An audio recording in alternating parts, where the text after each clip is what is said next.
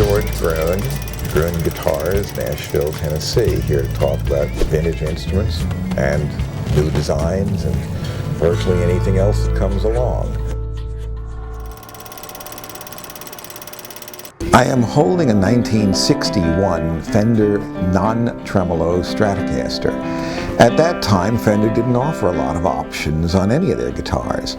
For the Stratocaster, Sunburst was the standard color, any other color was custom order. Rosewood was the standard fingerboard, and you didn't have an option of getting rosewood versus maple board. You got rosewood board or nothing. This is a thick slab, early style rosewood board.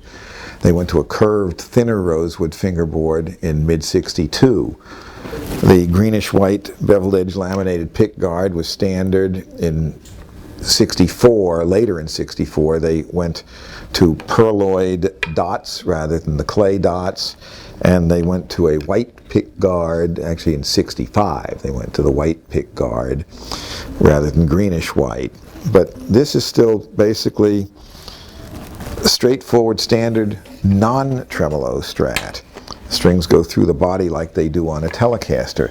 It gives a somewhat different sound than the tremolo model. It's not simply trem versus non-trem. The tremolo model strings go into a metal sustain block, and it gives a somewhat different tone. So a lot of players who like the trem model don't actually want the trem feature so far as vibrato.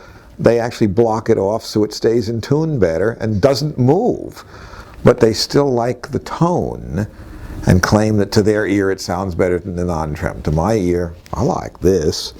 And if I were playing a Stratocaster, I myself would probably just get the non-trem model like this. But what I like, since I'm primarily an acoustic guitar player, my preferences don't count.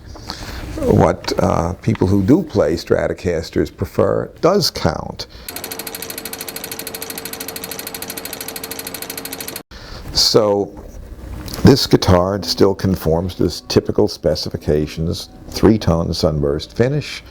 The three-tone finish first came in late '58, and before that the Sunburst was a two-tone without any red in it. You can see some red, although here the red fades out considerably, so you barely see it on the back because red fades under UV. So just like Sunburst Les Pauls from '58 through '60 often fade to where the red is virtually all gone on some of these Strats, the two-tone look reappears because the red fades. But this has the regular Kluson Deluxe tuners, the spaghetti logo peghead decal. In mid-64 they went to a later transition type decal. This has the thick slab board. Mid-62 they went to the thinner board. This has the clay dot inlays. Late in '64 they went to the pearloid dots. It has the greenish white guard. In '65 they went to the white guard, which this is just slightly off-white greenish. But Stratocasters today are some of the most popular electric guitars. They're of interest to collectors and musicians. They have a tone that's certainly different from a Les Paul. Their three pickup system is in some ways less versatile than Gibson's because you can't get this pickup and this pickup, the lead, and you can get the pickups separately. In fact, the way this is wired, it's a three-position switch, so you can get this, this, or this, but if you wiggle it, you can get it in the middle, and you can get those two together out of phase, and you can get these two together out of phase.